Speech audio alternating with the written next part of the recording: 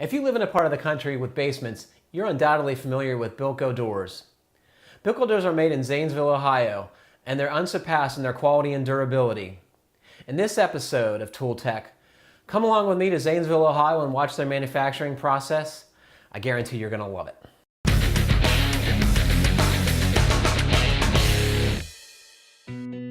I love visiting manufacturing plants. I was excited to see BILCO because I really like the products and their manufacturing plant is close to where I grew up. The camera team and I flew to Columbus and we arrived at the plant shortly after production had started for the day. I met up with Lee Bugglin, Director of Operations for Residential Products, to see firsthand the production of their flagship product, the BILCO steel door. As we walked onto the plant floor, I was immediately impressed with how clean and orderly it was. The plant was put into operation in 2007 and employs about 50 people. We're standing in the center of the steel department, and there's several operations on the outside of the perimeter of the steel department, and all the material flows into this one-piece flow cell.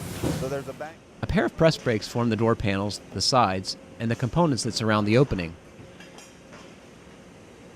Multiple stations on both machines minimize handling, boosting efficiency. The machines have a regular maintenance schedule to ensure the door parts are being built to spec. The maintenance is handled by their in-house staff and machine shop. I was surprised to learn that instead of stamping a bunch of individual parts, they make all the parts for a single door before moving on to the next door. This method, part of the company's lean manufacturing approach, is meant to minimize waste of all types in the manufacturing process. The door's smaller parts are made by a combination of old machines, some dating from the 50s, and some much newer. Unlike the steel basement door's larger parts, which arrive as pre-cut blanks from a U.S. supplier, the small parts are produced on-site from coils of cold-rolled steel. Once the parts are formed, they're MIG welded. MIG welding uses a shielding gas to make the welds cleaner and stronger. The small parts are welded to the doors using magnets to temporarily hold them in place. At the beginning of every production run, the first door is pulled from the line to check the operation and ensure all the parts and fit are within spec. After the quality checks, subsequent parts are hung onto an overhead conveyor that moves the parts through the washing and priming process. Wow, what's going on here, Lee? So here you can see we're on the back side of the weld cells just before we're going into the wash. A multi-step wash process ensures the parts are super clean so the primer has a good bond. Then they move on to a dip tank that holds more than 3,000 gallons of Sherwin-Williams primer. When they come out, the excess primer is collected for reuse. Then the parts move on to the dryer where they bake at 270 degrees for 30 minutes. When they come out of the oven, they're packed for shipment. I really like how the packaging shows what's supposed to be inside, so workers can make sure every door is packed with all the parts. In addition to the primed steel basement doors, BILCO also offers 4 colors of powder coating. In this process, a positively charged powder is sprayed onto the negatively charged parts, making the powder stick. Powder coating eliminates having to paint the door later, and the finish is super durable. Once the parts are coated, they go into a 400-degree oven for 20 minutes to cure the finish. That completed my tour of the steel door manufacturing process, but BILCO makes more than just steel doors at this plant, and I was eager to have a look if Lee had time for a quick walkthrough.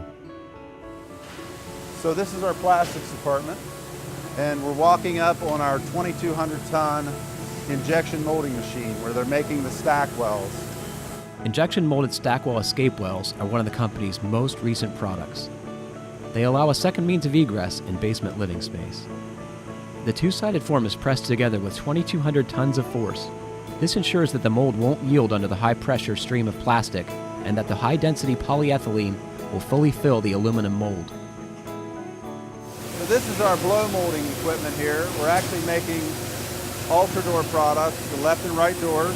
Yep, here you go. This blow molding machine makes the company's Ultra Series doors and the escape well emergency egress wells. The day we were there, they were making door panels for the Ultra Series door. A tube of softened plastic emerges from the die head.